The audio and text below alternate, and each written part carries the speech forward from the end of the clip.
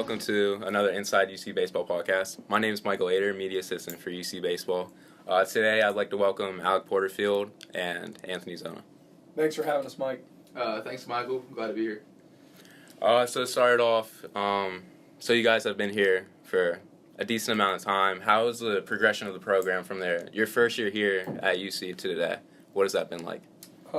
Pretty cool experience for me. So I was recruited here when the program had won somewhere around 16 games, and there wasn't really many guarantees, just going off the faith of what Coach Wright said and where he was taking the direction of the program. And I bought in, believed in it, and then from that point on, we came here and started winning baseball games and getting to the conference championship year in and year out. So it's been a pretty crazy transformation to watch us go from a struggling program to the powerhouse that we are now inside of our conference, and we're expected to win a lot of baseball games each year.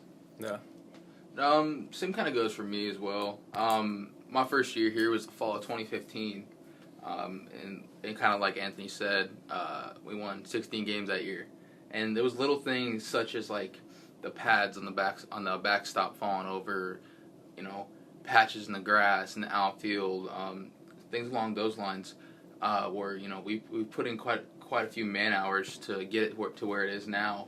And it's just incredible to see the development of the program, and things we weren't able to even think about doing 4 years ago, we're now making into like a daily activity or a daily goal, player development wise. It's just crazy how in just in 3 seasons you can go from winning 16 games and be projected to finish last in the conference every year to winning the conference championship and competing at the regional level. Yeah. It's pretty sweet. So with that like progression, like obviously there's going to be higher standards. How do you guys just make sure that you're living up to those standards from going from last division to now you're expected to be in the very top? Yeah, so I think it's along the lines of creating a winning atmosphere and creating a positive atmosphere. The things I don't want to say expecting, but the things that are becoming like a standard in the program are things that winning programs have, right? For example, a freshman coming in a red shirt can understand that their 5th year is going to be so much better because of the fact they're going to be able to produce so many more at-bats or innings or whatever. Yeah. Basically, just along the lines of things are becoming an expectation more so than an inconvenience. I was going to chime in a little bit. I think he hit the nail on the head with that because what I've noticed, Alec's actually been here a lot longer than me, but what I've noticed since I got here, the culture of how everything operates is that, so if every program has a standard at which it's supposed to operate, there's a championship level of effort expected, and that's the level of effort that we strive to reach every single day, because if we make that our standard, it'll put us in a pretty good place to try to be successful. So. Yeah.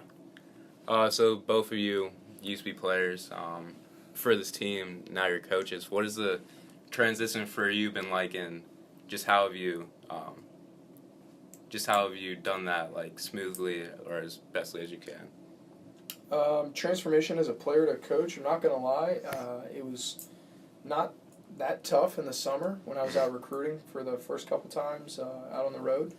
But as I got back on campus and started seeing the guys I played with again, I really, really have to be careful with how I reach people in my communication, because I can't come off as like a dictator just because 6 months later I'm a coach. It just has to be a player to coach relationship, but I have to cater to that and be careful of how I communicate with them, because I don't want to become overbearing and be somebody I'm not, but I also don't want to still create a player-to-player relationship as well, because that could go south pretty quick. And most of these guys, you're guys you played with, right? Right, yeah, like and that's the reason is because most of the guys still out there, teammates of mine that I was pretty close with, so it's something that I got to be aware of. Mm-hmm. Yeah, same goes for me. I actually found it a little bit difficult, simply just because my time as a player was cut short. Not in a bad way. I was provided a good opportunity, but it was just a little bit weird for the players. I was only a junior right? We go home for winter break, we come back, and our first practice back, nobody knew what was going to happen. I walked in, not in uniform, just in coach shorts and pullover, and they're like... So you did that mid-season? Yeah, last spring, actually. Yeah. I walked in there, and they're like, yo, what's going on? Yeah. And it was just a little, not culture shock, but it was a little bit different. Yeah. Basically having to rebuild the relationships I had with the players, because, they were friends of mine. Yeah. But fortunately we have, enough quality people within the program that they understood. Yeah. They weren't mad. They were, they understood what I wanted to do with my life, and, they were all for it. And so they really help your transition. Yeah, and I think now it's like there's a very good mutual relationship, understanding of what needs to happen on a daily basis, and for that right level of respect for each other and all that. Yeah, definitely. That's great. So, Porter, you're the catcher. You work with catchers mostly, and Zona, you work with the pitchers. How do they not only work together, but how do you guys work together to make sure that relationship and everything goes smoothly? The closest thing I could relate it to is if you're familiar with football teams, everything's broken down individually, and then you come together as a cohesive unit in the team setting at practice to try to blend everything together. And once we get into the springtime, I know we haven't done a lot of that in the fall. That's mostly when we get to work on it is prepping before the season.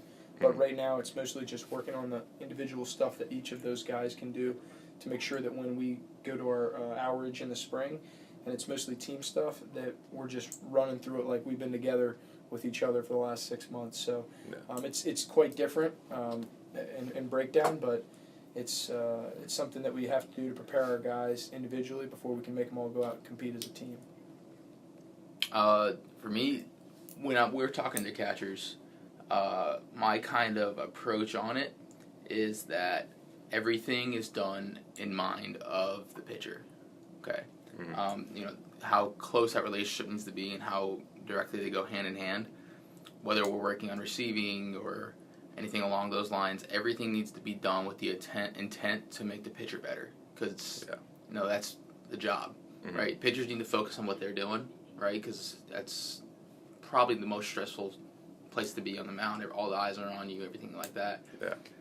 So when we're practicing, Coach Reich made a good reference before that our catchers need to be the ninjas of the baseball team, right? Basically, not seen, not heard. Yeah. They're just there. Nothing flashy. So when nothing flashy happens, that means they're doing their job, right? Yeah, exactly. They're making the pitcher look good. And, it keeps the eyes off of them, and it keeps the guy on the mound feeling good. Makes his stuff better. Produces an overall better quality.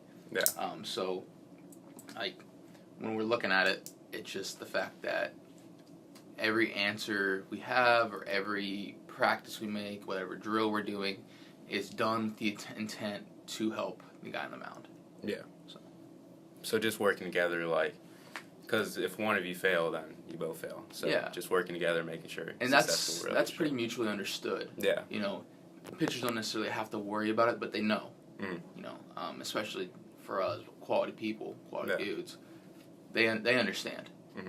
And I think we have a good group of catchers as well, with pretty high baseball IQ, and you really don't need to talk to them much about it. They just know. They just understand. Yeah, that's great.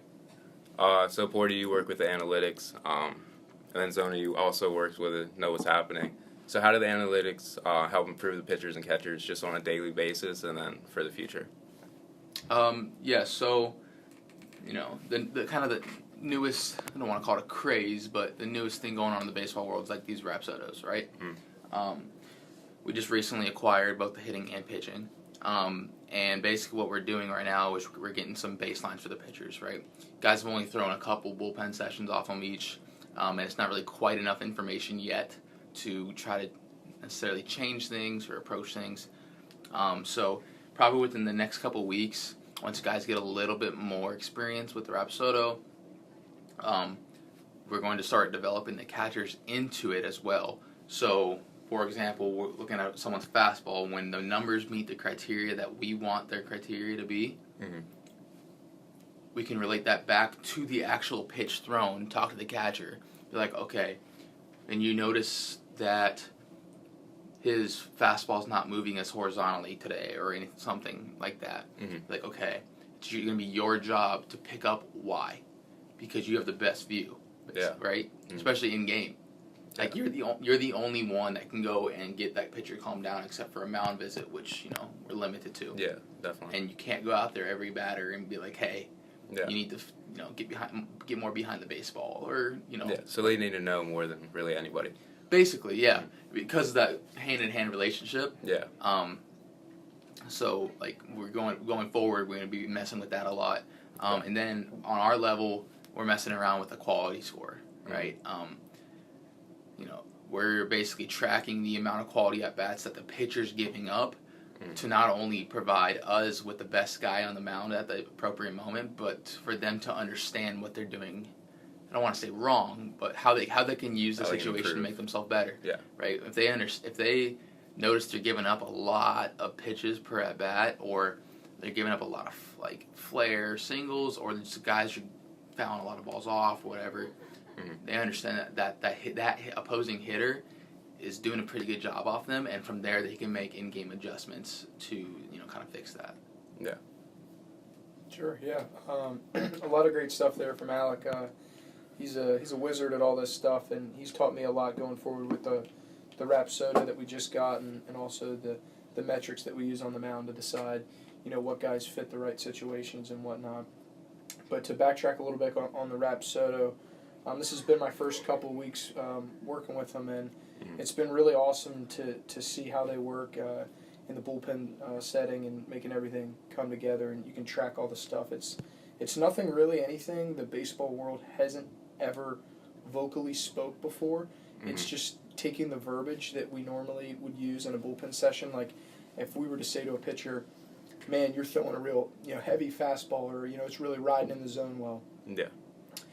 If we need to make changes for their pitches, we have the data right there in their bullpen session on Rapa Soto on the iPad that we can show them, like, hey, look, this changeup of yours is acting more of a straight changeup than a changeup that's going to break off and get some depth. So it's nothing that you can't already diagnose with the naked eye. But what it does for them is it provides clarification through the app and all the metrics that the Rapa Soto gives you, that we can really try to make that pitch whatever we need it to be off your fastball to be as successful as possible. And to kind of build off what Anthony's saying here, nothing we're doing is like revolutionary or mind-blowing, right? We're trying to basically get as much data as possible to be as accessible as possible, right? And most of it's just kind of experimentation, right? So we don't know if what we're doing is necessarily right or wrong. There's really no answer to that. We're just basically trying to gather as many numbers as possible to show guys what they're capable of and what we think they can get to in the easiest manner for them to see and for them to track and for them to be able to look at it on their own, work on it in their free time, kind of thing. That makes sense? And I would think that would also help you guys, like, in terms of, obviously, just human nature, kind of not be 100% about something, but I think this way it gives you, like, you can say to a guy, like, this is what it's actually doing. It's not just, this is what I think, but, like, the data, this is what it's showing. So it must help you guys, like, talk to the players. Exactly. Like, there's no point in just talking to guys about things without showing them proof of why this is happening or showing them proof of what they need to get to, right?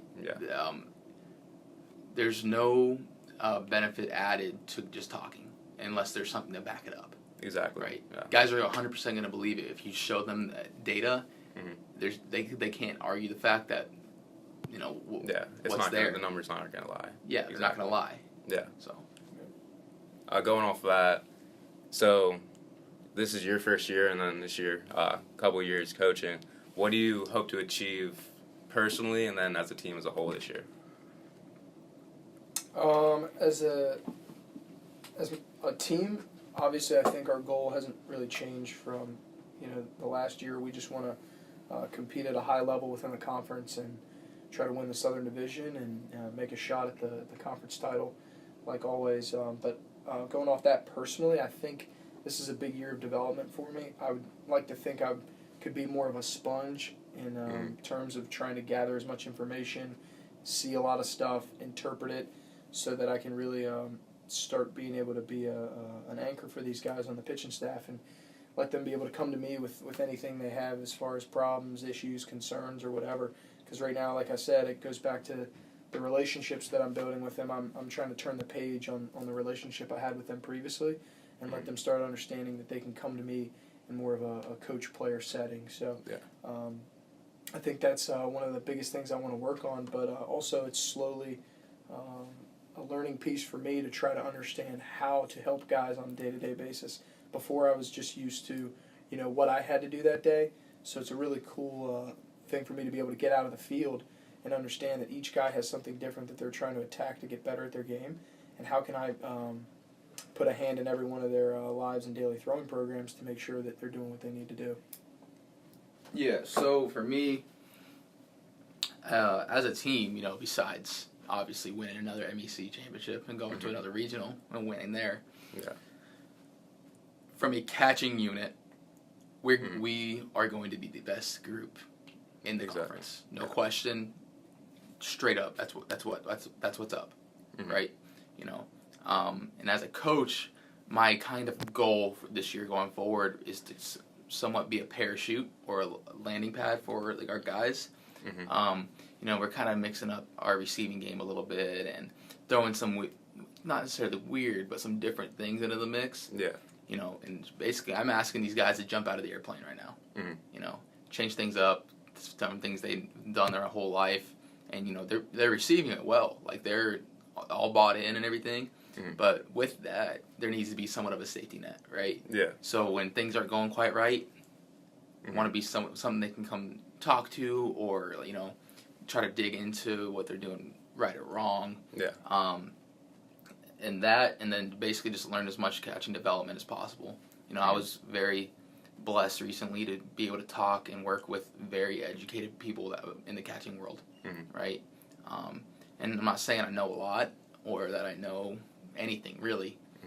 Just from what I've learned from them, I'm trying to adapt into our guys, and I've already seen them get better just in a little over a month. So I'm really excited to get. I'm really excited to dive in come February, when our best guy's on the mound, and, when one of our best guys is behind the dish, and really see how the game can change because of what we're trying to do. Exactly. So thank you guys for joining me today for the podcast. I'd also like to thank everybody listening. We really appreciate your support, and hopefully we'll see you next time on next Inside UC Baseball podcast.